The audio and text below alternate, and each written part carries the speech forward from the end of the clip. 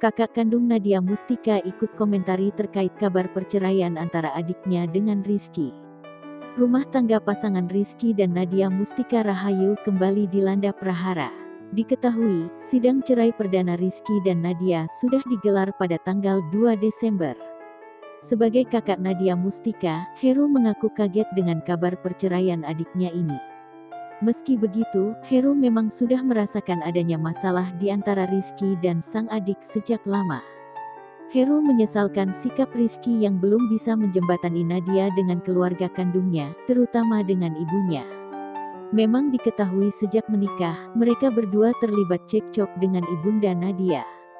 Pasalnya, sang ibunda tak diundang untuk datang ke acara pernikahannya dengan Rizky. Bahkan sampai saat ini, Heru menyebut jika adiknya belum juga datang menemui ibunya. Kekecewaannya ada karena dari dulu sampai sekarang Nadia belum mau ketemu sama ibunya. Rizky pun selama ini tidak bisa menjembatani Nadia untuk ketemu ibunya, tutur Heru. Ibu saya simpel cuma pengen ketemu sekali ajalah gitu kalau nggak mau sering.